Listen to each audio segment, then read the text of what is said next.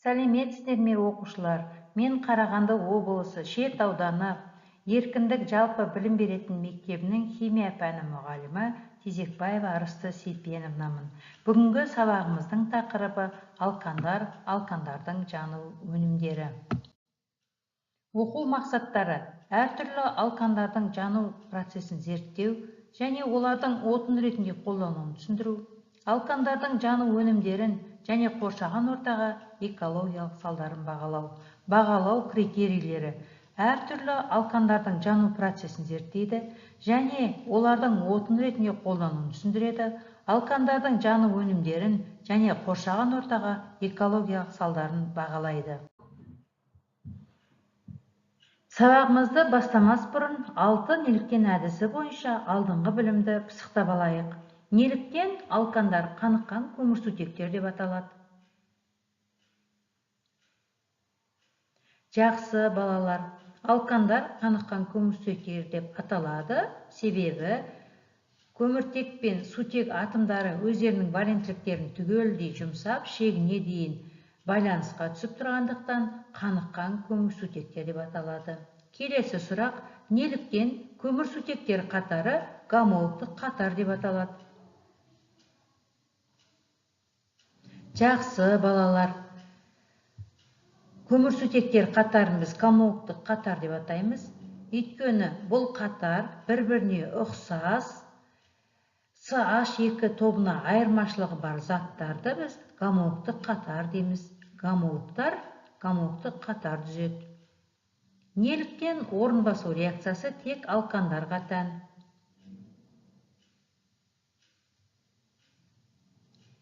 Жақсы балалар, орын басу реакциясы тек алкандарға тән, өйткені көміртек пен сутек арасындағы дара байланыс болғандықтан олар орын басу реакциясына түседі. Орын басу реакциясы жүру үшін бізге галогендер қажет болады. Галогендер күн сәулесінің әсерінен ыдырап, бос радикалдар түседі және осы кезде көміртектің құрамындағы сутек атомының орнын толық басқанша реакция тізбекті жүреді екен. Жақсы, неліктен метан газы шалшық газы деп аталады?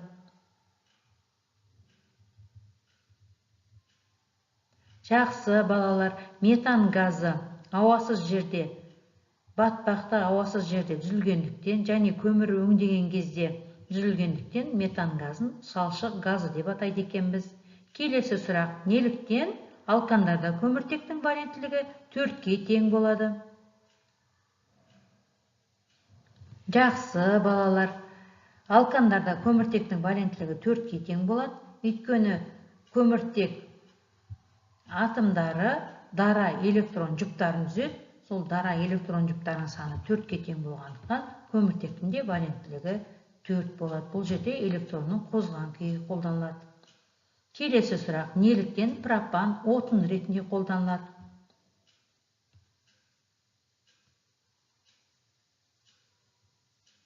Жақсы, пропан ас үйдегі пештерде қолданылады. Оның қауіпсіздігін қамтамасыз ету үшін пропанның құрамына изопентан тиол қолданылады екен. Ол қайғылы оқиғалардан, қауіптерден сақтау үшін, қайғылы оқиғалар қопарылыс болмау үшін сол пропанмен бірге қосылыста болады екен. Жақсы балалар. Келесі тапсырма бізде Имайграй платформасындағы тапсырмаларды орындау. Бұл жерде тапсырмалар алкандардың химиялық қасиетіне, физикалық қасиетіне, молекулалық массаларын есептеуге берілген. Жаңа сабағымызды бастаймыз. Толық жану өнімдері, яғни көмірсутектер ауада құрамында көміртек бар әртүрлі жану өнімдерін түзіп тотығады. Көмірсутектің толық жану өнімдеріне көміртек диоксиді мен су жатады. Толық жану реакциялары көрсетілген: метан оттекпен әрекеттесіп көміртектің 4 валентті оксидімен су түзеді. Пентан оттекпен әрекеттесіп көміртектің 4 валентті оксидімен су түзеді. Яғни көмірсутекті оттектің немесе ауаның артық мөлшерінде жандырғанда тек қана көміртектің 4 валентті оксидімен су бөлінеді. Толық емес жану өнімдері. Оттектің шектеулі мөлшерінде жанған көмірсутектер су және көміртек моноксидін немесе қара күйені түзеді. Жартылай жану реакция теңдеулері берілген. Пентанның оттекпен әрекеттесу теңдеуі, онда көміртек моноксиді мен су түзіледі. Келесінде пентан оттекпен әрекеттесіп, оттектің мөлшері аз мөлшерде болғандықтан көміртек және су түзіледі. Түзілген көміртек моноксиді ең улы заттардың бірі. Ол оңай тұтанатын түссіз, иіссіз газ. Көміртек моноксидінің молекулалары көміртек атомында байланыспаған электрон жүктеріне ие. Бұл жүп басқа электронға тапшы молекулалармен оңай байланысуы мүмкін. Егер жану процесі оттек мөлшері өте аз жағдайда жүрсе, онда негізгі өнім қара күйе пайда болады. Көмірсутек қышқылданғанда реакцияға түспеген көміртек қара күйе деп аталады. Толық емес жану өнімдері. Ол көміртек моноксиді, өте қауіпті қосылыс. Қорытындылай келгенде, алкандар қатысатын оттектің мөлшеріне қарай толық және толық емес жану процесіне ұшырайды.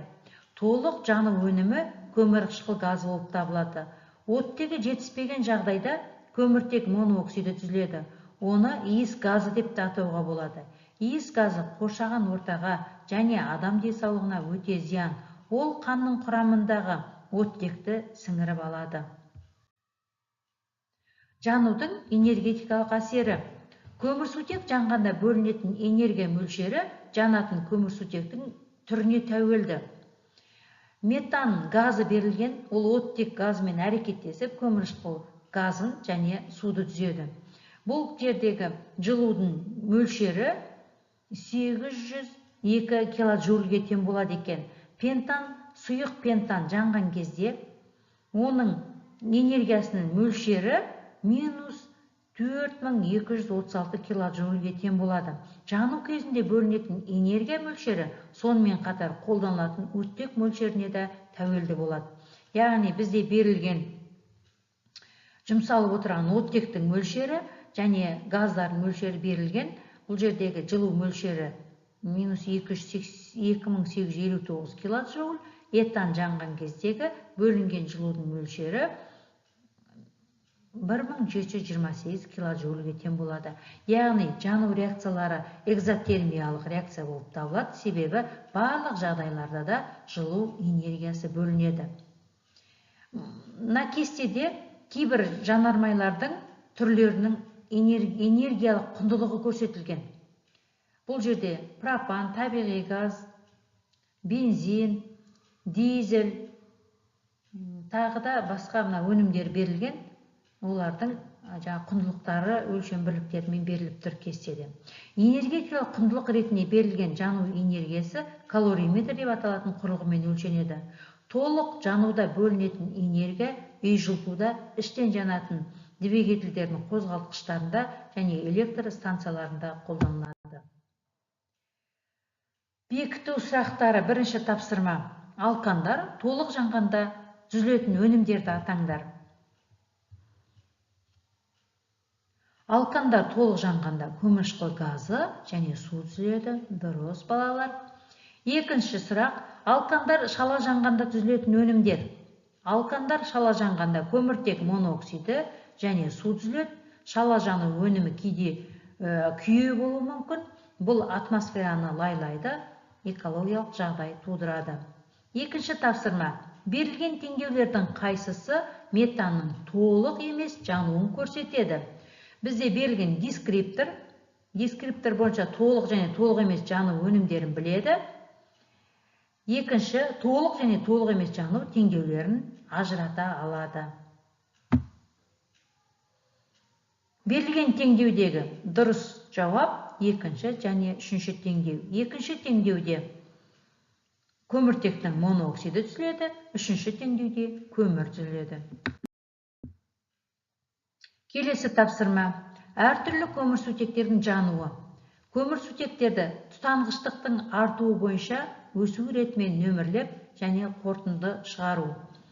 Берілген сөйлемдерді толықтыру және дескриптор бойынша берілген көмірсутектерді тұтанғыштықтары бойынша өсу ретімен орналастырады, сөйлемдерді толықтырады.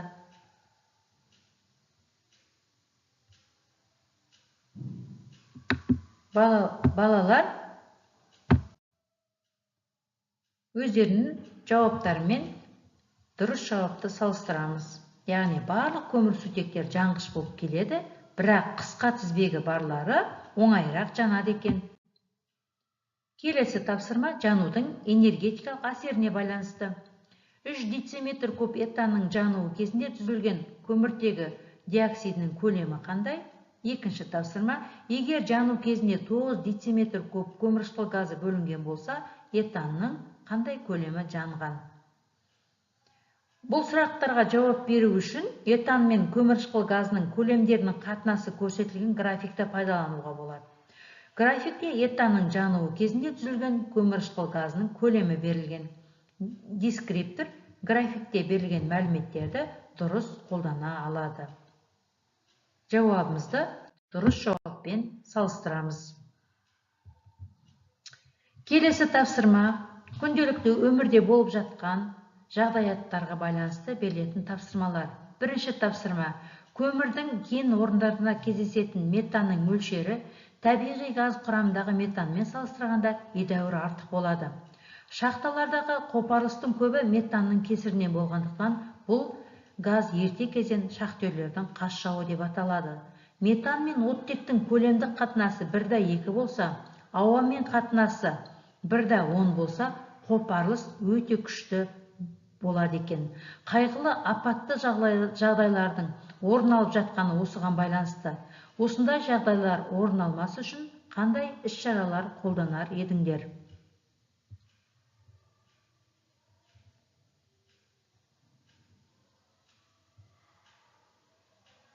Жақсы, балалар, қауіпсіздікті қамтамасыз ету керек. Метанның пайда болғанын хабарлайтын автоматты сигнализаторлар орнату керек.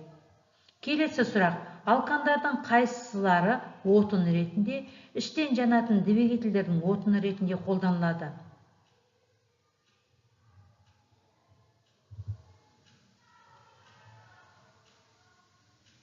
Менің ойымша, балалар бір сұраққа жауап бере алады.